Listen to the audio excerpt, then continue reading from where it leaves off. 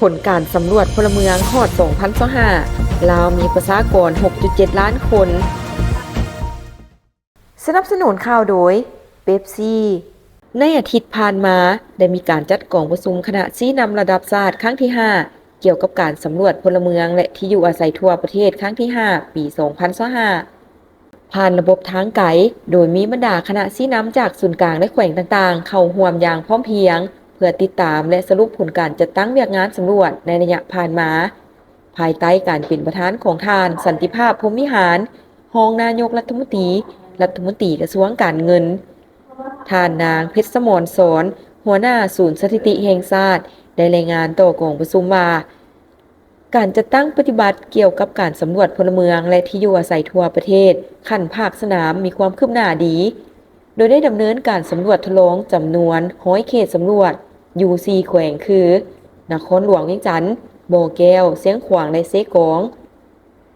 ในระยะเวลา21วันลงสำรวจตัวจริงได้มีการแต้มโครงสร้างแผนที่และระบบข้อมูลข่าวสารภูมิศาสตร์หรือ GIS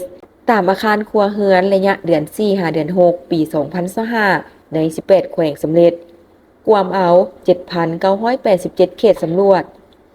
รายงานข้อมูลขาดคะเนประชากรปี2025ทั่วประเทศจำนวน 6,744,000 คนในนั้นผู้ชาย 3,418,000 คนและแม่หญิง 3,311,000 คนความหนาแน่นเฉลี่ย18คนต่อกิโลตารางเมตรสิ่งหนึ่งที่น่าสังเกตก็คืออัตราการเกิดของพลเมืองลาวแม้นลดลงอย่างต่อเนื่อง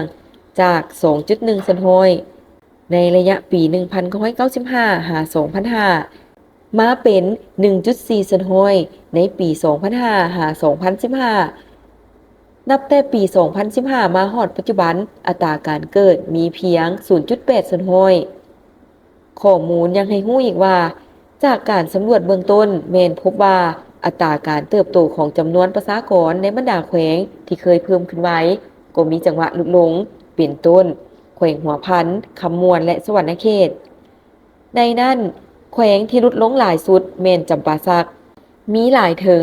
1.2 สันห้อยกลุ่มกันข้ามแขวงเซกองพัดมีการตายเพิ่มขึ้นไว้ถึง 2.1 สันห้อย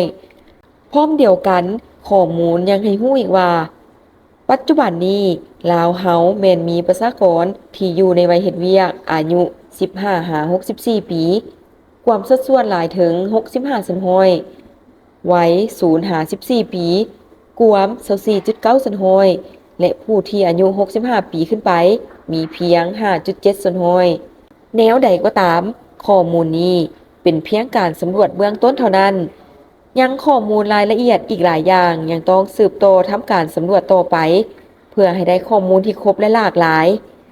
เพื่อสามารถนำไปเป็นข้อมูลพื้นฐานสำคัญให้แก่การจัดตั้งปฏิบัติแผนพัฒนาเศรษฐกิจสังคมแห่งชาติก็คือแผนงบประมาณแห่งรัฐในระยะแต่นี้หา 2030 ผลของการสำรวจครั้งนี้ยังจะได้นำใช้เข้าในการคาดคะเนจำนวนพลเมืองของประเทศเฮาใน